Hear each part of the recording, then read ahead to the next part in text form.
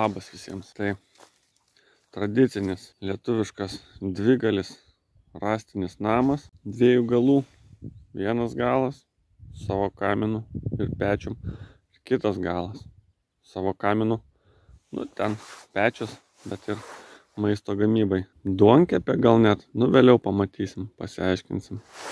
Tradicinis, su visom tradiciniam problemom. Apatinis vainikas, pamatai, šiek tiek pasėdę, pagal stogą matosi, biškį išlinkęs į galus, va taip, galai nulinkę, centras aukščiau šiek tiek, netragiška, galima prie to prisitaikyti. Gerokai prastesnių variantų yra. Tas namas buvo ieškotas iki dabar daugiau nei 2 metus, 2,5 metų, gal net ir 3, iki dabartinės dienos, kai jau pradėta tvarkyti.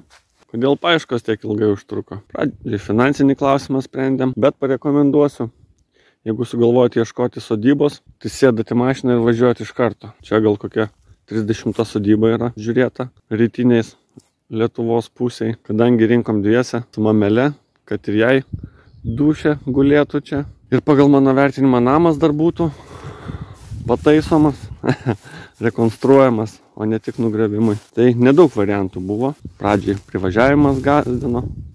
Iš tikrųjų, dušė čia kai atsigulėjau, tai privažiavimas nepasidarė toks baisus. Pradžiai apskritai ieškojome sklypo. Galvau, namą ten statysiu, bet vis tik tais nemažai pliusų yra iš senos sodybos. Todėl, kad yra aplinka pradėta formuoti ir formuota daug metų. Yra pastatų pagalbinių daug. Į juos gali daug padėti labai. Iš jų pasiimti. Šitas namukas matos kreivas, palinkęs, bet savo funkciją atlieka. Kol kas kaip stoginė. Sakau namukas, bet jis ko gero konkrečią paskirtį turi ir pavadinimą. Bent jau anksčiau turėjo. Dabar man tarnauja kaip sandėlys. Kiti privalumai esančios sodybos. Yra galimybė gauti įvairiausias paramas. Taip, naują pastatyti daug kas rašo, kad yra lengviau ir sako, bet čia ne apie tai. Nežinau, kiek jinai autentiškai išliks šita troba iš išorės. Žiūrėsim gale. Bent jau iš vidaus matysis, kad jinai yra rąstinė. Šilta turėtų būti. Apskritai idėja. Gal reiktų pristatyti, kad šitas namas bus gyvenamas nuolat. Galbūt išvyks iš jo savaitei ar keliom, bet ruošiasi čia mamelė gyventi pensijoje. Padarysim, kad būtų jai šilta ir vargti nereikėtų. Ir pats į gamtą mėgstam atvažiuoti. Argi nemalonumas, jeigu dirbi per nuotolį, atvažiuoti ir dirbti iš čia.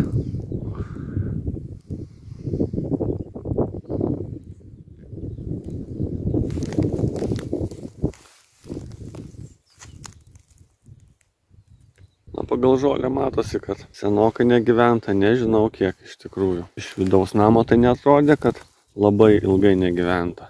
Čia kažkokių daržų tai nesimatė, nežinau, bet va sodas, obelų. Čia lazdynai, čia obelis, yra žieminės, yra ir nežieminės, bet buvo labai daug obelių rudenį. Įspūdingai. Kiškis nubėgo.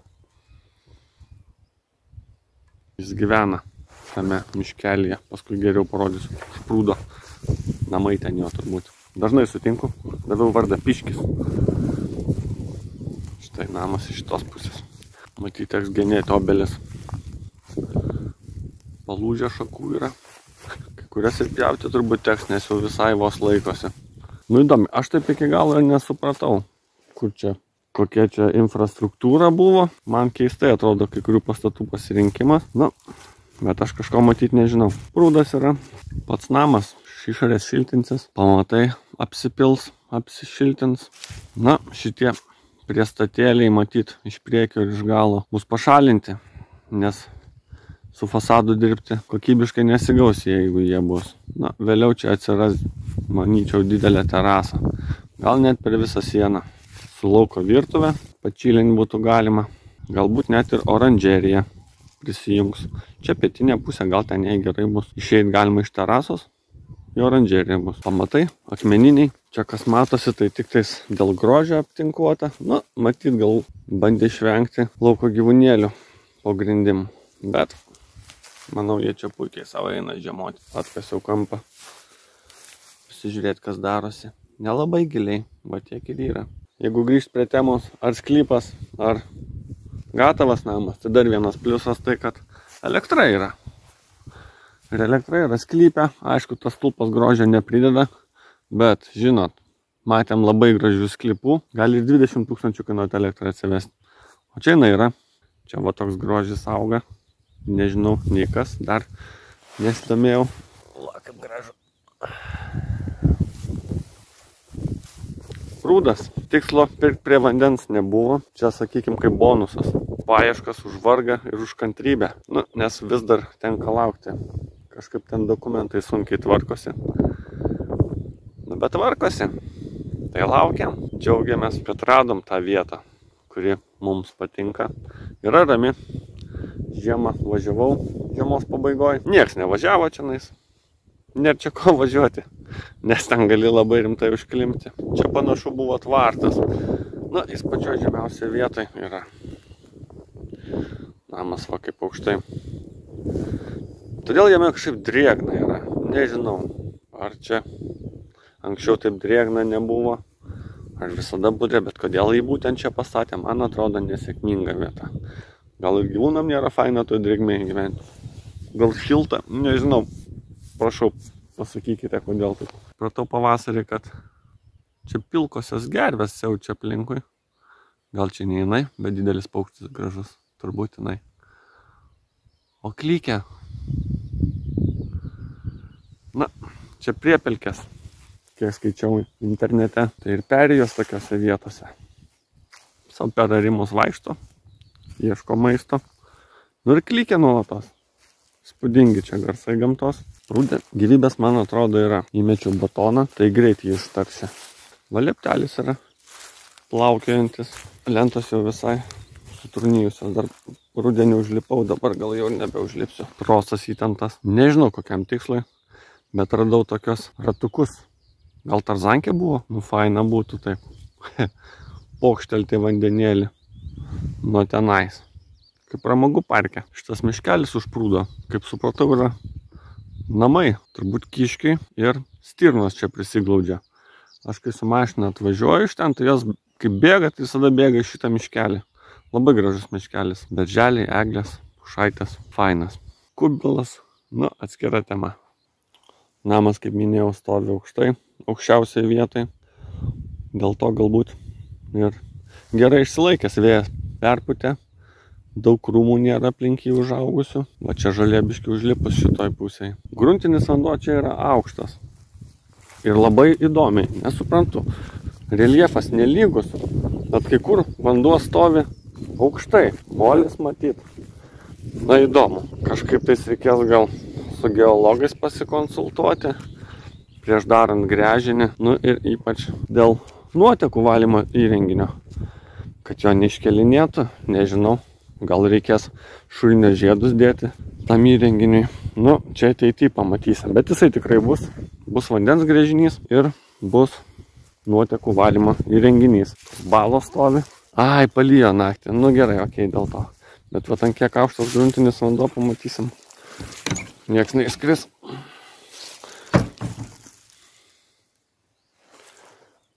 Nu, žemė ir vanduo. Man atrodo, koks metras.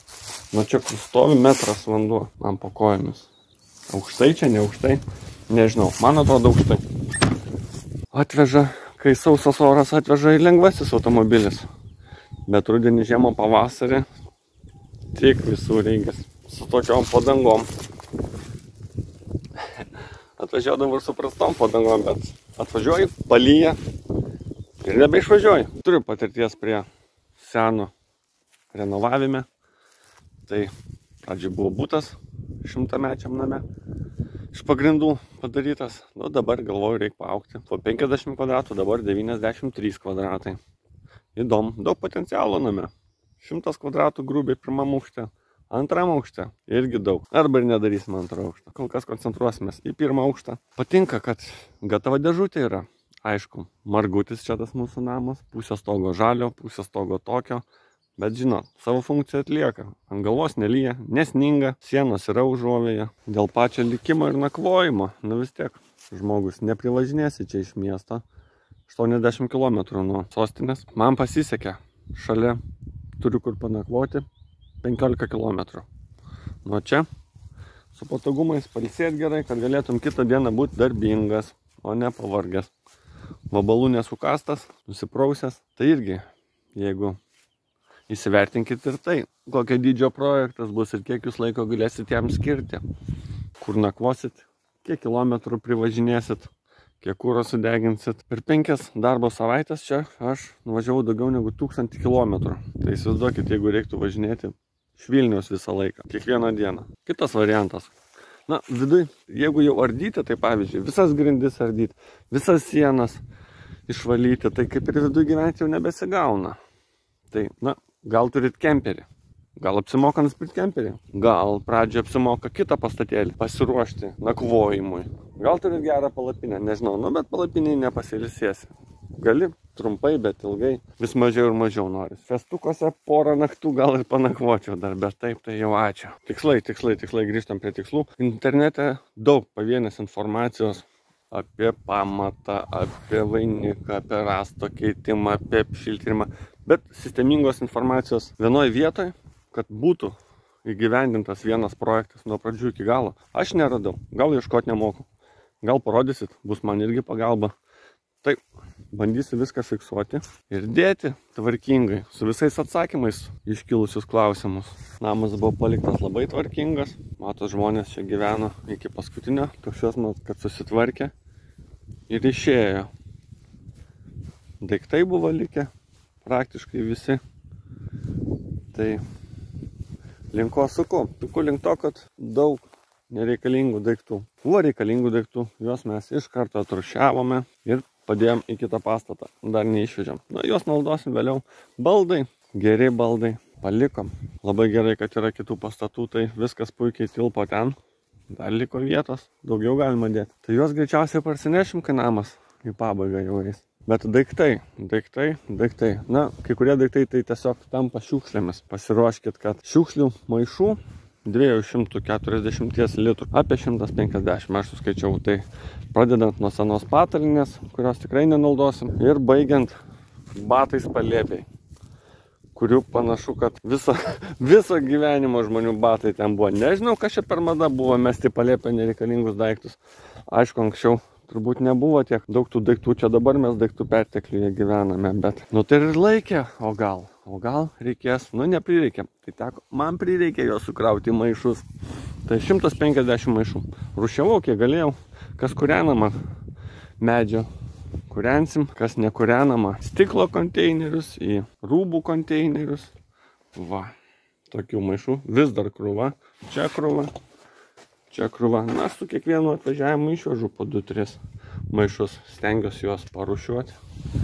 Pradžioj, visus daiktus, indus, iš namo į tą artimiausią namelį, kad toli eiti nereiktų, nes po to ir parnešti reikės iš ten. Daug ten turto visokiausio, nežinau, gal reis, gal nereis, išmesti ranka nekilo, to ir nemetė. Tai tokia buvo darbų pradžia, pradėti nuo daiktų. Na, jeigu privažiavimas geras, tai rekomenduočiau konteinerį. Mišriom atliekom užsisakyti ir sukrauti visą gėrį ten. Gal porą 100 eurų kainuodavo anksčiau, nežinau, kaip dabar kainam pakilus pasikeitė, ne? Atveža konteinerį, viską sukrauna per vieną dieną ir valio. Remiuosi į tai, kad aš čia būsiu vienas ir tai yra mano projektas. Nereikia tikėtis per daug pagalbos, reikia vertinti savo jėgas, savo mokėjimą, galėjimą, motyvacijos kiekį ir žinoti. Na, vienam būti čia nepasakysiu, kad jau labai lengva. Tokios mintis į galvą lenda. Mes norisi gal ne 10 kartų per dieną. Tu čia meistras, tu čia darbų vykdytojas. Nu gerai, gal mama darbų vykdytojas labiau. Ar žmona gali būti. Tai toks ir fundamentas. Kaltinti nėra ką, tik save, tu kaltas. Tu. Stiprus padarysi, nestiprus irgi padarysi. O kad jau atėjau prie dirbamų laukų, tai reikia papasakoti trumpai. Čia kaip ir mūsų dirbami laukai, bet mes nei mokam, nei žinom, kaip juos dirbti. Mums labai pasisekė irgi. nes ten gyvena kaimynas, ūkininkas ir gyvulius augina. Jisai ir dirba tą žemę. Nu, labai pasisekė, kažkaip gaila būtų, kad užsileistų. Tai mes kol kas pasiprašym, kad ir toliau įsidarytų, kaip yra įpratęs. Nieko mes už tai neprašysim. Mums bulvių davė, skanios bulvės buvo. Malonus žmogus. Keglė, kiek jį laiko įdomu. Aišku, nenuvertinu aš nei draugų, nei artimųjų pagalbos, bet jie turi savo gyvenimus, kaip ir ne jų čia reikalas. Yra man kaip miestiečiui, tai nuostabu iš tikrųjų. Gamtoj, čia leisti laiką, su tais laukiniais gyvūnais, visą dieną nieko negali nesutikti. Tai ir nesutinki, jeigu kaimynas neužsuka aplankyti. Sutinki stirnas, va čia per lauką vaikšto. Jos čia kažkaip tais jų takai yra. Iš tikrųjų jų per sniegą geriau matėsi, bet čia labai daug pėdučių, pėdyčių įvairiausių, pėdų, paukščiai.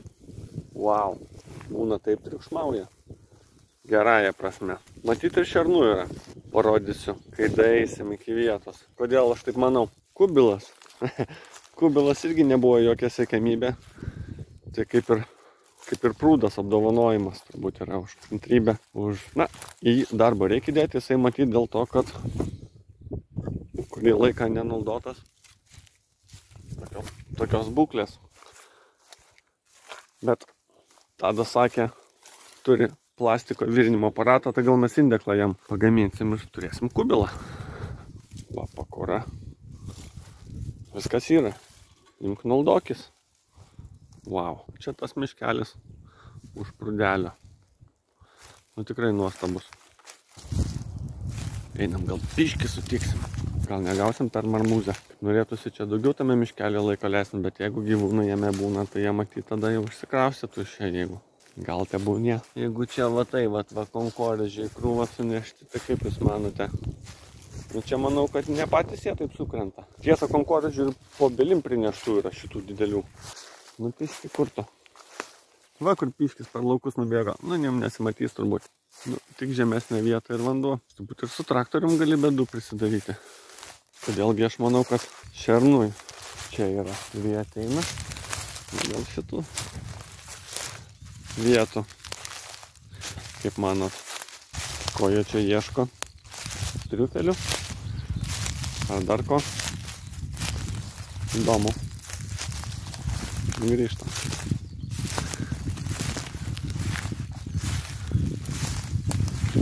Stirnos per šitos laukus ganosi nuolat, praktiškai.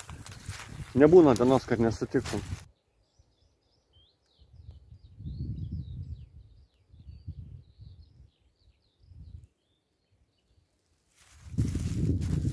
Galiu pasakyti, kad jeigu mieste būna negali užmigti, tai čia tokios problemos nekankina. Kare grįžti savo miegojimo spotą ir krenti kaip negyvas. Miegu po 9 valandas dabar, sunku kažkaip ryte atsikelti, gal dėl to, kad tose dulkėse dirbo vis tiek su dujokaukė visą dieną.